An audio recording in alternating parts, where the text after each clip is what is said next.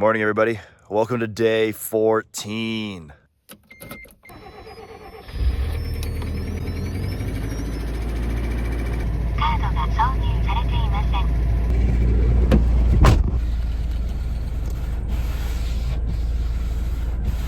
Welcome to another chilly but beautiful morning here in Moab, Utah. So unfortunately, my time here in my favorite place, maybe on the planet, is done. But before I leave this morning, I've got some housekeeping to do. Yesterday and the day before, I did some really extreme off-roading, really extreme angles, and the transmission fluid is coming out of that breather. And so I've got to get the car a little bit up in the air, and I've got to figure out how to get some transmission fluid back in there. It shouldn't be that bad. We did top it off before I left on this trip. And so I can't imagine it needs more than like half a quart, maybe a little bit more. But I'm going to go to O'Reilly's. I'm going to pick up some of that stuff and get this thing topped off before I hit the open road. So here's what I picked up for transmission fluid. It is very fancy stuff, royal purple. And the reason I picked it up is because it does not corrode the brass synchros that are in this transmission. If you know, you know. If you don't know, do some research on what oils, what gear oils you can put in your manual transmission car before you just go throw anything in there, because GL5 will actually eat the synchros and you're gonna have a bad time. So I've got this, and here's a little tip for you guys who live in cold weather. This bottle is probably 30, maybe 28 degrees.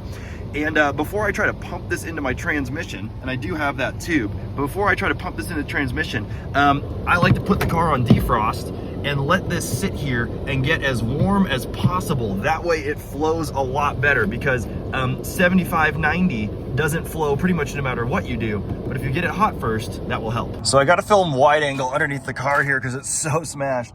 But right there, you can see where I'm leaking oil out of that boot, and then it's hitting this drive shaft and going back. And the way the transmission is set up, the transmission is actually way up here in front of this cross member. And then the shifting housing goes all the way back here. So it's only at those really extreme angles that it's leaking out of the back there. So I was able to get the drain plug undone. You can see it up there. And I'm just gonna pump it full of fluid until it starts coming out. And then we should be topped off and ready to go. I have no concerns about the rest of this trip. Well, that was a disaster. As many of you know, if you've ever done a differential, especially one on the ground, on your back, this low. But it is all the way filled up. So that's the transmission topped off, ready to go. Well, curiosity got the best of me, so I pulled out the shifter. I wanted to look at this boot because I was concerned. One, I wanted to just get eyes on it and see what it actually looked like. And you can see right here, there's that tear. There's one actually on either side. So yeah, what was happening is as this got to an extreme angle, all of the transmission fluid would come back and it would pool up right here. It gets stuck in the boot and it would start leaking back onto that drive shaft. And that's what I was seeing. So this thing's actually good. It's all sealed up. That's the only issue there, is that boot.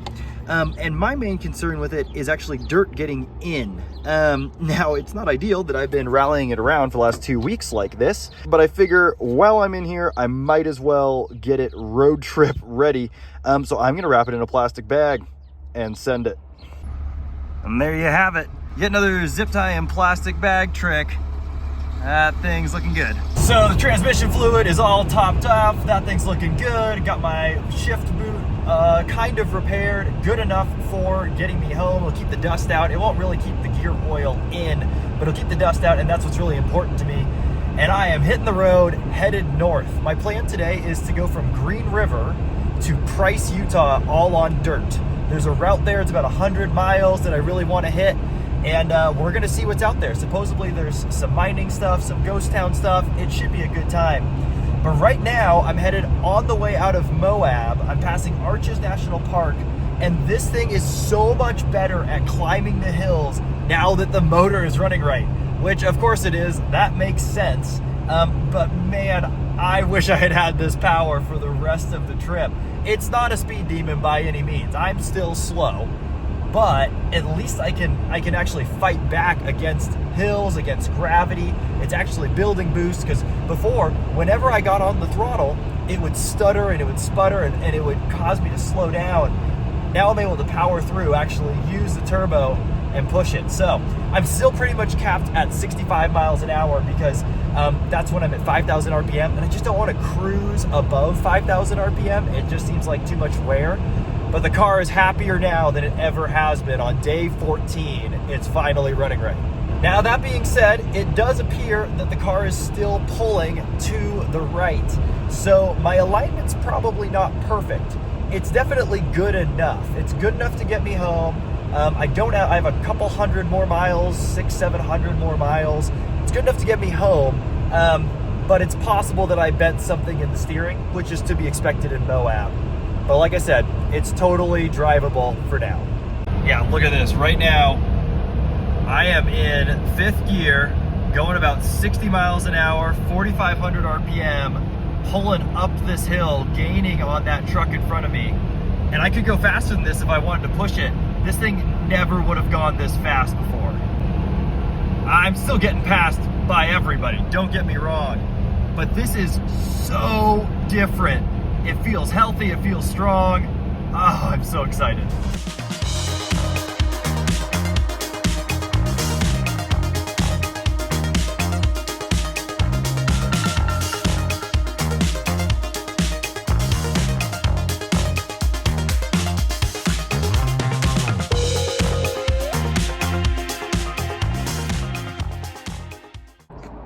You guys know I had to stop at my favorite taco shop if I'm going through Green River.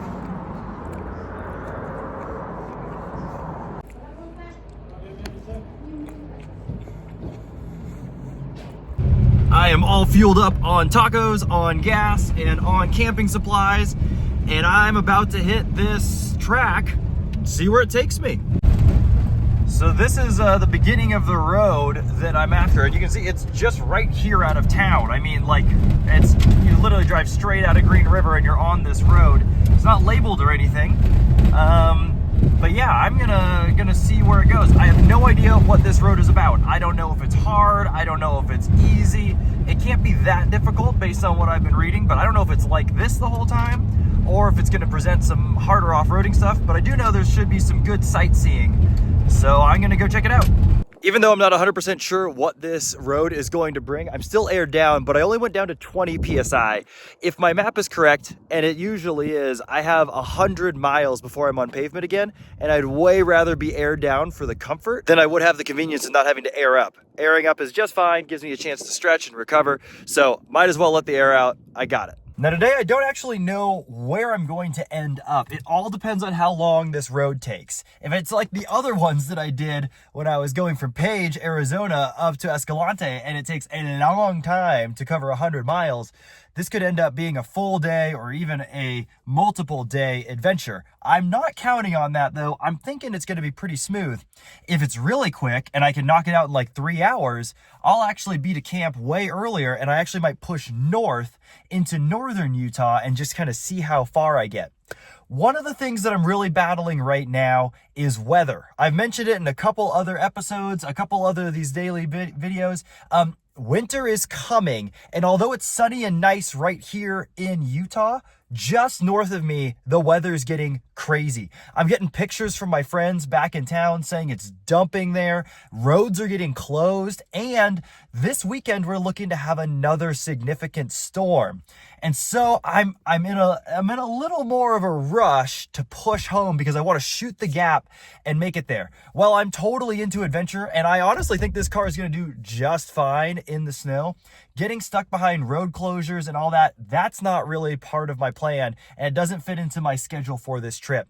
So rather than dink around too much longer here, I'm making the long stretch home, starting with this stretch because I just couldn't give this up. I couldn't give up 100 miles on dirt. That's just a good time. I'm going to do this stretch from Green River to Price, Utah, and once I get to Price, I'm going to figure it out. Depending on how long this takes, I might be shooting straight up and see how far we get, or I might be calling it a day on this trail. There's only one way to find out, so let's hit the road. This is kind of fun. The track that I'm following on Onyx tells me to go in this wash and underneath this bridge, and by the looks of it, plenty of other people have done it as well. So that's pretty sweet. Now I just got to figure out if I can climb out of here. Shouldn't be too much of a problem.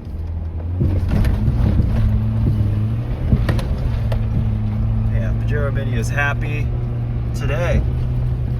And just like that, back to more desert road. This is pretty sweet. This is an old road. You can like barely see the center lane markers here. I don't know what this was, if it was a road before the highway went in, but this is kind of nuts. Just torn up asphalt. It's kind of a cool little segment. This is a long, straight, flat road, but I'm headed towards rocks, so that's a good sign.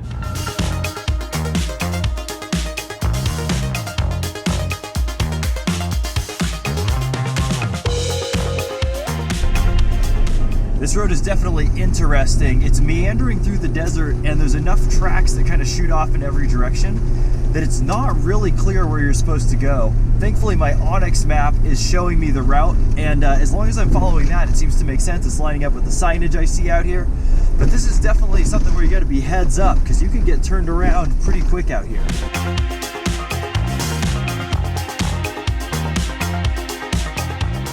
Yeah, now we're on to something that resembles a trail. There's cool rocks everywhere. Definitely can see the mining activity out here. In 4 low, crawling around again. It's always good to be off-road. Now the road has turned into this fun, like sand duney wash. It's still got some challenging things, like right there, you know, trying to flex up that, but we're back in some kind of dune. Love it.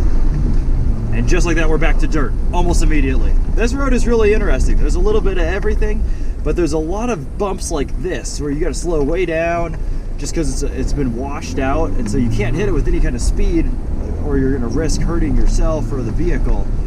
So I'm bombing down this road and I come around the corner and here's another one of those epic desert trees. It's so cool. Apparently this is the start to a trailhead. But man, these things are just so neat. I haven't seen anything like this before. This trail is really interesting, and apparently there's some historical background to it. And I stumbled across this spot, which is called Head Rock. And you can totally see it there.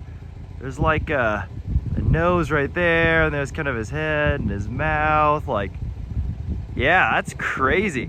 I mean, I don't know if I would have picked it out if there wasn't a sign telling me, but that's kind of a fun little thing to stumble across. I'll be honest with you guys, this road is really frustrating because you've got nice curves like this where it's flat and you can really speed up, and then you come around the corner and then there's this little wash. And if you've been in the desert before, you're very familiar with this. Basically, when it rains here, all the water goes somewhere, and in this case, it's going downhill. And it carves this channel because there's no real irrigation out here. And this is just deep enough, just steep enough down and back up that if you hit that going 30 miles an hour, it will wreck you and it will wreck your car. And so you're constantly cruising on things like this, and you're enjoying the view, enjoying the speed, and then you're slamming on the brakes and coming to a dead stop to slowly creep over this and then back on the gas. And so it's just go, stop, go, stop. It's really frustrating. Check this out. Looks like an old either homestead or town site. This is cool. Interesting. This stuff can't be that old. There's like a fairly modern door on this one. We gotta check this out. Going to this place. Oh, interesting. Huh, there's some beds, some modern furniture. It's obvious that this place has been kind of kept up. You can see here, like the windows have some insulation in them. Interesting. Propane stove here. It's even got a name on it. Old wood stove. Hey, a screwdriver. Could have really used that earlier. Lockers, coat hangers. Wonder what's in here. Oh, all sorts of camping supplies. Yeah, look at that. Cool. This old elk shed is cool. I'm half tempted to zip tie it to the front of the Pajero Mini, but I'll leave it here for someone else to enjoy. That's cool. Old chimney.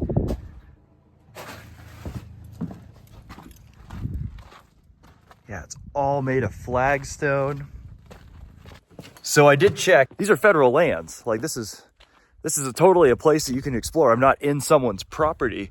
My guess is that this used to be an old mining claim that then got absorbed by the state. That happens pretty often. We've got some in Montana. It's been a thing that's happened in Colorado a lot. And they're interesting to explore. This one's weird. I don't know if I'd want to spend a lot of time in there. Obviously people do. There's camping supplies, but also it's like pretty trashed out here. Earlier when I found those bulldozer tracks a couple days ago on top of that hill, it was kind of like, oh, this is cool. And I mentioned like, this is art. And this stuff, this tends to be a little different. I mean, I feel like when you got like floor mats and window screens and plywood and hinges, like this starts to feel a little more like trash, unfortunately. There's a bunch of shattered glass out there. And so it doesn't really feel the same, like, oh, wow, this is such a cool thing that got left and I get to explore it. I mean, this flagstone is really, really cool. The structure of this house, the fact that it's still standing, the chimney up there, that's really cool. The modern windows don't even really bug me, but it'd be nice if it was a little less trashed. Now, I'm not complaining, obviously. Who am I to just show up at a random spot in a state where I don't live and be like, this place is trashed? But I think it just shows like there is something really cool about this old stuff. Like it's cool to see old cable from mining activity, but it gets really spoiled when there's just trash everywhere and you just feel like, man, I can't tell. Is this like cool and artistic because it tells a story, or do people just throw stuff away here? Yep, there's a bathroom that, oh man. I'm not gonna look in there, obviously. That's unnecessary. Wonder when the last time that was used. Now, stuff like this, on the other hand. This is cool. Durina Axe multi-purpose grease. It's even got a serial number on there, or a part number. Looks like 79330 or something. See, man, this would be a cool piece if this was something I could take home and my wife could use it maybe as a planter. Like that tells a story. That's old. It tells a story of what people were doing out here. That's kind of cool. This, on the other hand, that's just trying to cut open a tire. That's just trash. So some of you have followed me for a while know that I do something called the Gambler 500, and the Gambler 500 is all about getting a bunch of people together to pick up places like this so that they are pretty, they're fun to enjoy, and so that the government doesn't shut them down because people just trash them. So makes me grateful that I can do something about it. In Montana, we have a lot cleaner sites, and so that's pretty cool. But either way, this is a neat spot. That little spot right back there, like the fact that they have a roof that's flat, that's not something you see anywhere where there's snow. So that's kind of cool. I'll tell you what though, it's cold. It's cold out, and it's not even nighttime. It's like 4 p.m.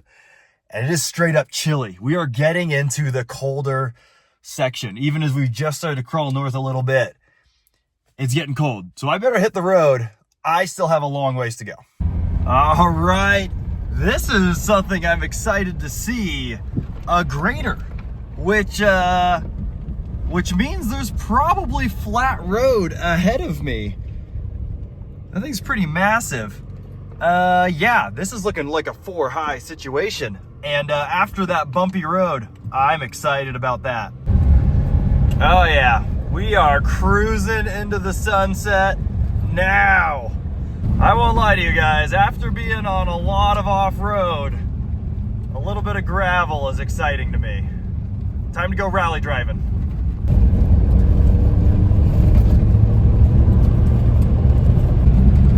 The scenery out here is beautiful. Those rocks are cool. We're going 45 miles an hour, and it's straight from here on out. Well, I just came off of that main road, and now I'm following a different gravel road, and apparently this is the path to the rest of this trail. That one takes me further south that I want to go. This keeps heading north. And right now it's a very pleasant little gravel track, but I guess we'll see. It does take me closer to the mountains, so that's awesome. And this drive is definitely getting pretty. It's back to being slow. However, it's turning a little more wooded, just a little more. I mean, I'm still in the desert, but that means that there's a little more for the soil to grab onto. I'm not getting these crazy washes that I was. Also, when you get a little more geography, when you get a little more rise in elevation, it funnels the water differently. When it's flat like that, it kind of just carves back and forth, and that's what creates all those really nasty dives. And so it's looking like it's gonna be a more fun drive. And I'm getting right up close to the rocks. Look at this cool spot. Getting a drive through here with rock on either side. That's pretty awesome. You can definitely see, yeah, that vegetation. There's more water here. It must be that there's more water here because there's a lot more trees in this area, which is nice. Well, the sun has set now, and once again, I find myself on a pretty smooth road. Looks like I still have about 20-25 miles to go. So I'm just gonna keep pressing on, and then hopefully in the next half hour or hour or so, I can find a sweet place to camp for the night.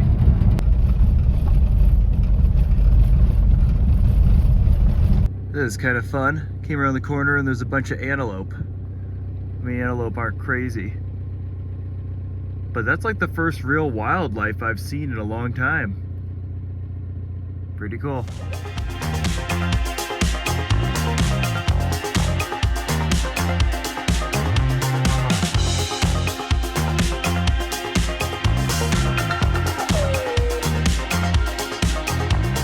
Well, I've worked myself into a little bit of a pickle. See, back about an hour ago, when the sun was setting, there was a bunch of epic camp spots around. I thought, oh, I'll just find somewhere in the next half hour or so where I can set up camp. And almost immediately after that, I got onto a smooth road, started going pretty quick, and now I'm at civilization. There have been no good campsites for the last hour of driving. I mean, I could pull over on the side of the road, sure, and pitch a tent, but that's not really something I'm interested in. And so now I've got a choice. Do I go back an hour to find a good campsite, or do I keep pressing on through the night and try to find somewhere else? And I think I've come to the conclusion that I'm gonna keep pressing on. I'm just south of Price, Utah right now, and the big thing I'm worried about in getting up over this pass down to Salt Lake City is that this pass is huge. It's winding, it's really steep, and I don't wanna be fighting trucks and other cars going up it. So it actually might work out well if I do all of that right now. It's about 7 p.m., so most people are at home or eating dinner or something. If I do it right now, I might be able to get to the very top of that summit, and then in the morning, it's all downhill into Salt Lake. So that's what I'm thinking right now. Either way, I need to air up because I'm about to hit pavement again. So I'm gonna keep thinking about this, look at my map, see how far away I am, and we might be headed up that mountain.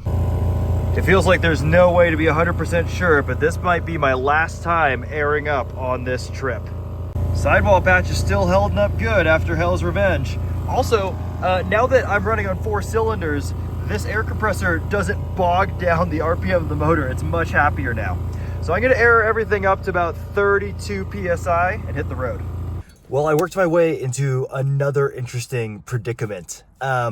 So I'm in town right now. The place that I wanted to camp is about 30 minutes away.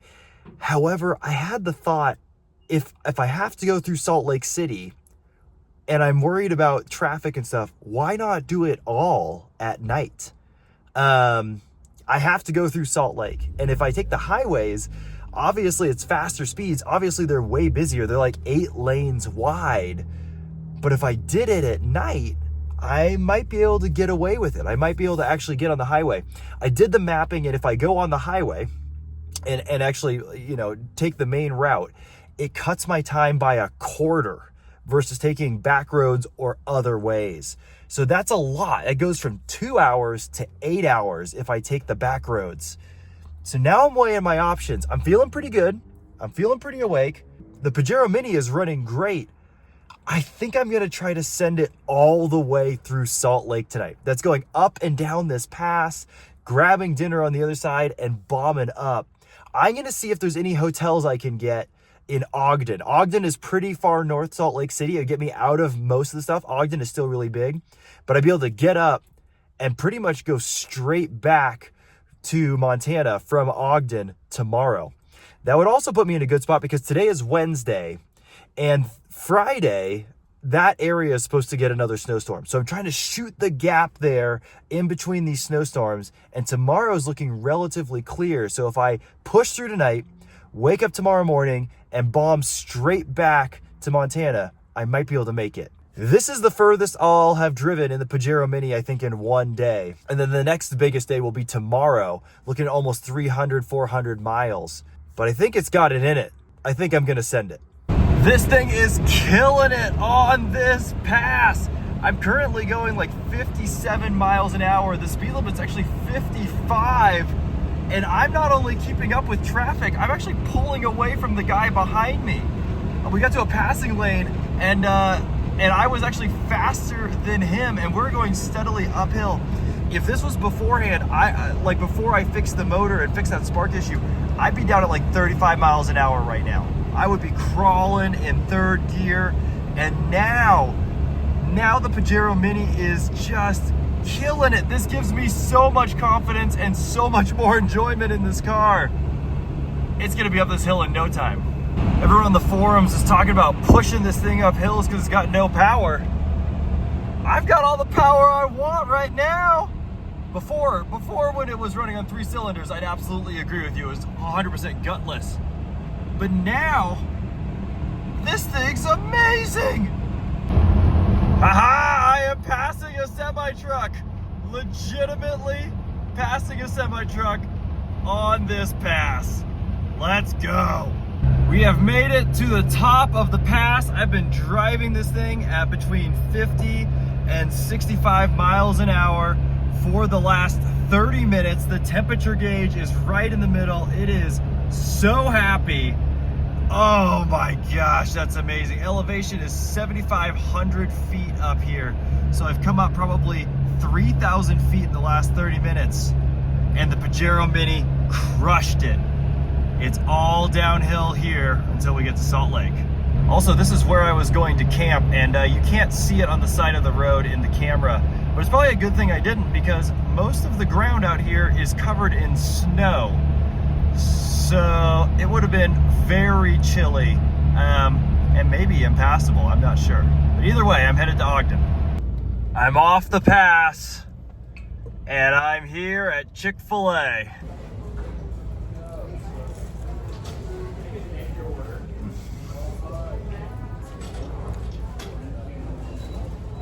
Okay, got my Chick-fil-A, feeling good.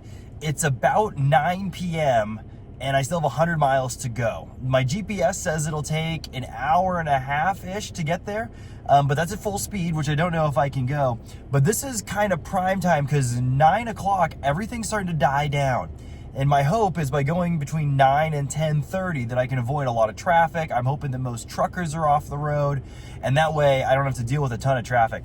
Now, is this maybe a precaution that I don't need to take? It's possible, but I've driven in Salt Lake traffic before, and it's pretty nuts. So I'm hoping to avoid it, and it's gonna work out pretty well. It is pretty cold here, and it is also very windy. Again, I don't know what's up with the wind. It's like the windiest time of the year for some reason. But either way, there's no way I'm camping tonight because I'm in the middle of the city now. So there's nothing to do but to head to Ogden. This was absolutely the right decision. The speed limit is 70, and I'm pretty comfortable cruising at 65. It's really flat. But the thing is, the speed limit's 70, but everyone does 80 on this road. This is already, we're not even into the city really yet. There are already 4 lanes across one side. And even though I'm being passed, even though there is traffic, it's way, way less than usual. So I am thankful that I'm doing this now and not tomorrow in the middle of the day.